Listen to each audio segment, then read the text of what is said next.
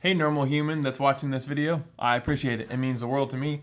Two things on the agenda for the next 30 seconds. One, this talk was extremely long. It's with one of my best friends of over 15 years, so we do that. Number two, I broke it up into two segments, so 25-ish minutes each. For your convenience, I'm putting the topics of what we're talking about in the description below with timestamps so you can go, oh, I want to listen to this. Blam! So, enjoy.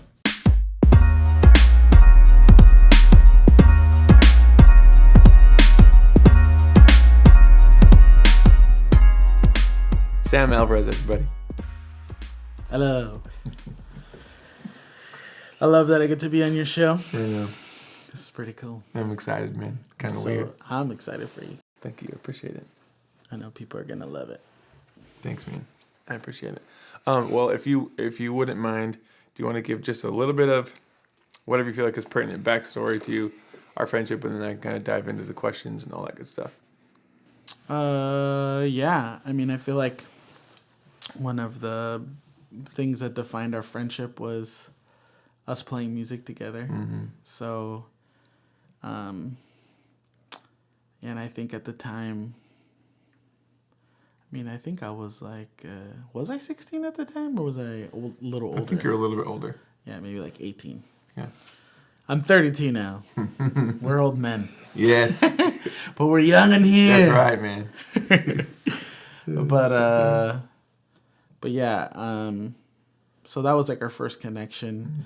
But I feel like the moment of like the aha moment for me being like, oh, this guy's very different, was the fact that you sat me down after one of our practices, and I was like, dang it, Dominic's going to tell me that I pissed him off somewhere in some way, or maybe, I was not that nice, or I was very curt. In those days, in our practices, is for a youth group. Right. I took myself very seriously. You've helped me not to, but and you sat me down at one of in the tables in the lobby, and you were like, "Hey, man, I just basically feel like, I feel like God's kind of put it in my heart that like we're, like kind of going in the same direction." And we should just try to hang out and try to hang out. And the first thing I didn't think it was weird. I just thought it was super intentional. It was like, it felt very meaningful for you to even do that. Cause I was like, who the heck am I for you to do that to me? I'm like, and the first thing I told you, the thing that went through my head was, at the time I didn't drive or have a car. Yeah. That kind of defines our friendship for a long time too. Oh man, it kind of is what forced us to hang out a lot. Well, not forced us. You chose to come. Pick me up a lot. But basically, I told you, hey man, like I don't have a car, I don't drive. Right. So if you're willing to come pick me up 30 minutes away. Hopefully without traffic, or whatever. Yeah. Get carpool if you pick me up on the way back or on the way to do something. I was like, yeah, man, I'm down. But I just felt like that was really unusual to be that intentional about being like, hey, like I have this thing on my heart. Like I just feel like we're similar. We're going down the same route. Maybe, like who knows, but like something I feel. Yeah. So we should hang out. And I was like, okay, cool. And I like hanging out with people or whatever. I didn't know that it would end up becoming like almost every day at a certain point, right? Yep. At the height of our singleness, of being like, why would people ever want to hang out with us? Yeah. We're just two musicians who love to play music and play Enter the Matrix. Yes. On PS. The best game. 2? Yeah, PS2, man. Yeah. That's all we did. And had Arnold Palmer. Yes. Oh, so good. The drink. So good. And yeah, I liked staying up late. You not so much. Yeah, no way. No, I get up so freaking early, man. Oh my gosh, yes. You worked as like a manufacturing company or something? On an assembly line. And I just naturally I get very conversational at about 10 o'clock. And Dominic's like, bro, you need to go to sleep. Like, I need to go to sleep at least. Like, I'm going to go to sleep. And then I would just ask you intriguing questions that you just couldn't help but answer about music or entertainment or whatever. Wow. But I'd say that's a big defining time of our friendship. Yeah. Well, and I think really that kind of sums up the beginning of what turned into a long freaking friendship. Yeah. And I guess maybe the gateway for us stepping into kind of stuff I want to talk about more, which is like disagreements from an earlier age. It was, in music, or your gift is stronger, you're better at this than I am, and I'm, super black and white and passionate and don't know how to like really speak yet. And just kind of those dynamics, I would kind of want to just dive into that since now that we've gone this far, I've realized that what we have is not necessarily as common as I thought it was. So feel free to dive on in. I mean, I definitely remember the first time I think I made you upset. And I remember, like, I was like, la da da dee. We were like, I spent the night over when it was like you, your brother, your mom and dad, and like a couple of roommates in like a bigger place on the lake or whatever. Yeah. And just walking up to Dominic's car, and I remember you saying something, but like when we got in the car, and then I was kind of like, oh yeah, like whatever, like. But then I remember you being like, no, like, actually, this thing you did really, really upset me. Like, it really made me mad. Like, it really kind of offended me. And so I remember being like, oh. Who is this guy? No, I really thought, like, okay. And maybe it's because I'm Hispanic, and, I mean, kind of fighting it with your family kind of happens all the time. But not in such a good way. Like, I felt like you weren't angry, you weren't whatever. Like, you were just like, hey, this really bothered me. Or it was so long ago, I don't remember exactly what it was. Impressed. But I do remember that being like, okay, how do I listen to him? How to like, and I just remembered it, I think, from like a class that I had taken or something about like, oh, like, not just saying you're sorry, but like actually asking for forgiveness if I had hurt you in whatever way. I think that was kind of like the first time me thinking like, oh, we're not just going to let stuff slip under the rug. Right. But I do remember you saying like, I thought about it a little bit and I tried to figure out what was making me upset. Because I think that's one thing that happens in maybe a lot of friendships is like, maybe you're used to just going off the cuff and just saying. Right. And I think it's it's a wisdom thing. Maybe it's a wise thing to just be slow to anger, maybe, I mean, I know you can get angry about things. Yes. You definitely have buttons, but, and I think I can too, certain things. But I just felt like that was something we kind of exercised in the beginning of like starting to go down that route. Yeah. I was like, okay, maybe it's just me, or maybe I'm just in a bad mood. Maybe like whatever. Maybe there's something about giving people the benefit of the doubt too. Sure. I don't know. Yeah. Or maybe it's I don't know. I feel like we've learned a lot in the last few. At least I have in the last few years, and so have you. But I feel like that was just the kind of the start of, okay, we're not just having fun, right, and playing Enter the Matrix and drinking Arnold Palmer and going in the lake at like 8 o'clock and just having fun and hanging out with friends or whatever. Like it was, I think that was a day maybe we kind of crossed the threshold of like, I felt, like we're more than friends. We're like it's like family because Yep. that's well, maybe my idea of family at that time wasn't super good, but just like we fight. Yep. You know, that's a part of being in family. Yep. And so I felt like, yeah, but it was good. I felt like I learned a lot. I think I tried to learn to be sensitive to what that thing was, and I'm like, maybe I still am somehow. I don't know, probably. No. I mean, but yeah, I think I remember that moment very well. Wow. I don't remember the exact thing we talked about, but I do remember that moment. Wow. Being like, oh, this is so different. It's when we were in your Mazda. You had your Mazda at the time. Gosh. That blows my mind. But I think before that, we had a lot of times where we encouraged each other too. Like Oh we my had a gosh, lot of yes. that in our friendship. Yes. And we didn't really know, hey, is this helpful or not? But Right. like we were willing to just kind of go there. Right. Be like, hey, I feel this, or hey, I don't know if that's a good idea that you Right. do this or whatever.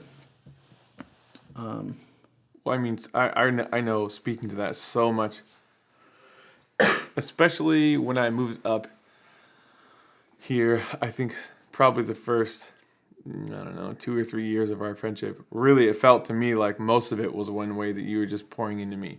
You were encouraging me, and you did it in such a way where it was like, it was seemed like a balance of like encouragement, words of advice or wisdom or whatever you want to, like, hey, did you think about this? Or because I know for myself, obviously now I can say, like, because I would judge myself so hard that if you were to say, hey, this is wrong, I'd be like, well, yeah, duh, I know it's wrong. And then I'd already, I'd respond poorly. But the way you did it was, I feel like, so powerful and is so pertinent to, in my opinion, what is like needed in our world today. Yeah. Because I think people, it seems like a lot of what's going on, people don't want to listen to each other, don't want to take the time to hear what you have to say and to shut my mouth and go, maybe you actually have something that I need. Obviously the political world or like anything that has to do with race or anything, it's like, so divided. And I think that was something that I can honestly say I didn't notice. It had nothing to do with how you looked, who you were, like, or if you're a good musician. It was like, this guy, I just feel like we're connected, and you're so graciously pouring into my life that it was just like, I just want more of this. And I felt like it was just such a rare thing to have. Yeah. Yeah, I mean, I just definitely felt instantly connected to you. I mean, it was like, I pray, so Right. there are times when I feel, in my heart, something impressing in my heart. Right. And there's times when I might sit on it. Right. But there's times when I feel like I need to say this. Yeah. And I feel like that started, for a little while, it happened a lot. Yeah, that's what shaped my life. I mean, I don't, I'm like, you can edit it out. I don't know. Say whatever you want. But I just remember the first time at that Wendy's. Oh, yeah. Oh, my gosh. When I Destroyed it was me, something bro. I didn't necessarily, I don't remember what it was, but I'm like, I feel like this is really specific. And I don't even know if it's going to mean anything, but here's Wow. something I feel in my heart for you. And I said it, and I remember you just like cried and cried. I felt uncomfortable. That was one of the first times I felt uncomfortable with you, because I was like, is this good? Is this a good I thing? just broke him. Like, Oh, that's so or funny. maybe I thought, wow, I'm so powerful. No, I'm kidding. Oh, that's so funny. I was more like, what do I do? Because I was just sitting there, you're just like bawling. And I was like, oh, man. I don't know what to do. I remember that though. Wow. At that Wendy's at that corner, which is still there today. Yeah. It's remodeled. Yeah. But Slight refresh. But yeah, I think little moments like that. And I remember praying for you after that. Wow. I just go, now that when I hear people's stories about their friendships, or people ask me advice about how do I talk to this person about this or whatever. And I think it's because people see our friendship. Mm-hmm. I'm like, well, and maybe even in like with marriage, like I feel like because of our friendship and really being like family. Like, I feel like us being willing to talk about hard stuff, even early on, was a really great precursor to work that goes into marriage. You know, so true. Because like with the woman I'm now married to and who I was interested in, and like, damn, she's fine. I don't know how. I would never ever think of even asking her out, Right. but I'm like, maybe someday. And you try to put your best foot forward. But I think because of our friendship, like, I knew, there's gonna be parts where we're gonna have to really dialogue about stuff, Right. and maybe we'll never completely agree on something, Sure. or maybe, I don't know. I think people have to know what those things are in their own lives, or take inventory, have self-awareness, whatever that means. But like, you're going to go through hard stuff and you're going to disagree on things, and your lives are really connected there, right? Like, it's still different than a friendship, but I feel like our friendship really gave me a great precursor to that. I think of that now. Wow. So, I don't know. There was a lot of trust that I think we built without trying to. Yes, I think that is nailed it. You nailed it, because that was the one thing that I think it had, unbeknownst to me at least. It just like it came out of like all what you just were talking about. It was like, I can't help myself, because it quickly became like you are an absolute safe place. That I didn't have much of, because I moved up here to know really anyone. We had music in common, and then all of a sudden this whole connection happened, which for me was like life-saving. Yeah, and I mean, I feel like though, like I think we stepped into another threshold, like 4 years ago. Yes. 3 years ago. Yes. Of years of friendship. Telling each other like these little quirks in our personality, or maybe I'm saying something and it's insensitive, or vice versa. I remember there was times when I told you too, like, bro, like, this actually really made me upset, or it offended me, or whatever. And you would ask for forgiveness, and we'd learn to move on. I think we both try to exercise grace with each other. But I think there were certain things that, like, we wouldn't talk to each other about. Still, with all of that knowledge and friendship and years. And I think, though, that we were never taught. No way. By anybody how to go there. And I think that's what, counseling has done for you, and counseling has done for me. Yep. I mean, because obviously knowing you for so long, seeing having all this experience together was significant and important. And I remember during that season when you moved away for a while, like to a further city, and then you got married, and I'm still single, living the single life. And I mean, now I understand how life changes and stuff, but like, I don't know why there was that time of separation. We kind of knew it was coming. Yeah. We had talked about it a little bit. We didn't know why, but like, and so years had gone by, and then we go into like, then now I'm married, you're married, we're working at the same place. Right. But it felt like the right time that we were actually going to really talk about like even more real stuff. Right. Than we had before. Like, we were going to really let each other in our mess. Wow. And I think it's because we had both had things that we hadn't talked to each other about. Yep. For that long. And I think some of that, I don't know. I don't know how you navigate a friendship, because I've been in church. I feel like I have known God for a long time in my life. So I don't know what it feels like doing friendship without God, without Jesus, without the Holy Spirit. But I think because of that, like, there's a lot of also weird dynamics of Christian culture and like not talking about things and Yes. not opening up to a certain extent. Right. You know? Like certain things are okay and other things are like, yeah, you'd never say that. Exactly. Like, like I know I'm going to push a button. Yeah. And I don't know what's going to happen. Right. Even as safe as we could have been from then to like 4 years ago when we started to really be transparent. But I just felt like you took a big leap in your life, in your own life. Because I felt at that time like you had a lot of anger and like, but you just didn't know what to do with it. You would never show anybody, but you would tell me.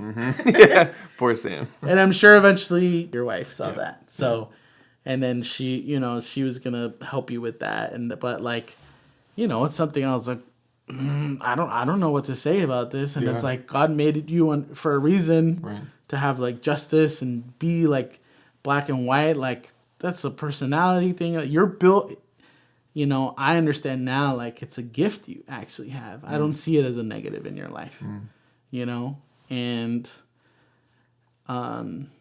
it's something I've learned to, like, embrace and, like, want to see actually come out. That's very crazy. If that makes sense. But I think when I saw, after you told me, you know, like, you started to ask me certain things, hard things, I realized how you were listening to me so intentionally. Which, not that before you wouldn't, but this was different. Like, there was something in you that had changed, and I noticed that very strongly. I was like, whoa, like, Dominic, he just feels like a different, like, it's a new level of maturity I haven't seen in him.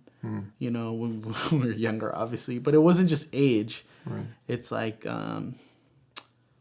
I don't know exactly how to. I think it's wisdom, but I just felt you were so.